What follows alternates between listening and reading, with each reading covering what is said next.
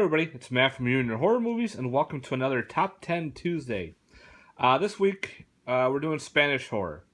Now, I was going through my collection. I am missing a ton of the main Spanish horror films. Like Wreck. I don't own any of the Wrecks. I don't know how or why, but I do. I don't own The Orphanage. That would have been another one on there, Witching and Bitching. But I went through my collection. I did find some Spanish horror.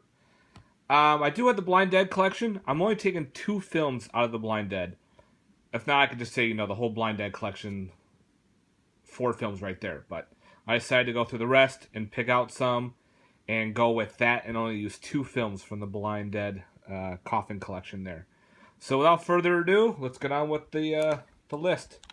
At number 10, coming in from IFC, I think it's IFC, and that's Dark Sky Films, is Shiver.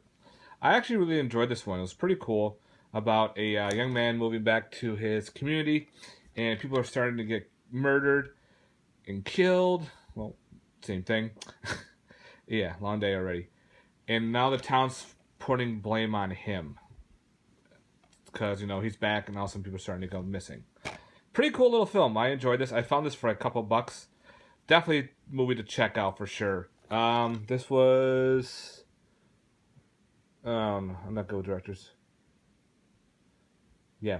So anyway, definitely check out Devil's Shiver. It's a little different, but it's not bad. Sorry, I had a little brain fart there. All right, at number 9. This one's a hit or miss for some people, but I didn't mind it at all. And that is Symptoms. Yeah, Symptoms. Thanks to Mondo Macabro for putting this out. This is a very interesting film. Especially they have a Blu-ray. I never knew about this movie until they put it out. It's weird and twisted, but I actually liked it. If you've seen Symptoms, yeah, it's definitely a different type of Spanish horror, but highly recommend checking it out if you've never seen Symptoms. All right, number 8. It's kind of a short story, but all these are actually pretty good. And that's the 6 films to keep you awake setup. And the best one out of the set is The Baby's Room. They have this baby monitor, and it's like this baby's guarded by a zombie. It's really weird. But another one that was really cool was, which one is it? I think it was Blame. That was the one about people stealing babies and everything. Oh no, A Real Friend was the zombie one. Baby's Room was pretty good too. I haven't seen this in a long time, but I remember some of these stories being really good. It's all Spanish horror shorts. So I definitely recommend picking this up. I found this at Best Buy a long time ago. I'm glad I picked it up. It's fun little short stories there. I had to throw it in the collection. All right, 7. I've been doing a lot of lists on online for Spanish horror. And this has been on all the lists. I'm like, okay, I'll throw it on my list. One of my favorites, and that is called Arachnid. This was a Sci-Fi Channel movie in the 90s where an alien crashes and hits a government plane doing, its rounds. Some alien spider comes out and, of course, devours the guy. So they send in a crew to do a salvage expedition and to save him, supposedly, and they have to fight out this weird alien spider. A lot of fun. Great practical effects. Some good kills. I love the way the spider looked. I'm surprised this is a Spanish horror film. If it is, all right. If not, well, it's on the list. All right. Number 6, we have Ghost Galleon. I remember seeing this one first, and I liked this one a lot. This is the one where the models were on the ship. They were doing a photo shoot, and they come across a ghost ship there, and of course they board it, and the Knight Templars, the Blind Dead there, are on board, and of course picks them off one at a time. Love the Ghost Galleon. I remember seeing this, I forgot, maybe on a Saturday morning or something, and I forgot all about it until I found about the Blind Dead collection. And this is one of the 2 that are on my list. It was a fun one. All right, number 5 is The Witch's Mirror. There you go. There's the focus. This was pretty cool, revenge type film where the husband kills his wife and she comes back through a mirror, through this supposedly witch's mirror, to seek her revenge on her lover. Pretty cool flick. This is not. I forgot what the Spanish version of this is called. And it's probably something I cannot pronounce, so I'm not going to even bother.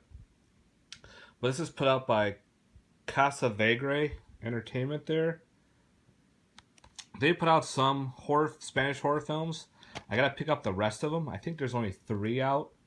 So this is one of the ones I grabbed, and there's a couple more I need to pick up. But yeah, they're a lot of fun. All right. Number 4 is Night of the Werewolf. Yes, this is the Spanish werewolf film. Holy crap, I can't believe I found this movie. It's insane, bloody, gory, fun werewolf film. If you ever come across this in the wild, highly, highly recommend picking this up ASAP, because this is a must-own in a collection, especially a Spanish horror film. Great special effects from the werewolf, great gore, good kills. Look at that blood. Look at that werewolf. Yeah. Can't say anything bad about this one. This one is called El Retorno de Hombre Lobo. Yes, whatever. The U.S. title is also called The Craving. It's also known as Night of the Werewolf. So yeah, definitely check this movie out. A lot of fun. That's why I have it at number 4. Number 3, of course, is Tombs of the Blind Dead. This is the first one of the Blind Dead collection. Oh my god, the Night Templars are just insane. They have them in all 4 films. Going around killing people in the small Spanish little town. Of course, they're blind, and of course, people start screaming, and that's what attracts them. Blue Underground did a fantastic job of putting these out. I think there's a Blu-ray of these, but I had the box set. I'm keeping the box set. I love the box set. It just looks cool in the collection as this giant coffin. So, of course, I had to throw Tombs of the Blind Dead in there. Absolutely. All right. Number 2, Del Toro's Cronos, his vampire film. Wow. This was, I think, from the 90s, I think it was. Criterion did an awesome job putting this film out, releasing it on Blu-ray. What can I say about Cronos? Nothing bad about it. This weird device gets attached to a guy, he becomes like a vampire. Cool effects. Love this film. When I first found it, I was bad. I bought it right off the bat. I should have waited for the sale, but it was worth it. Cronos at number 2.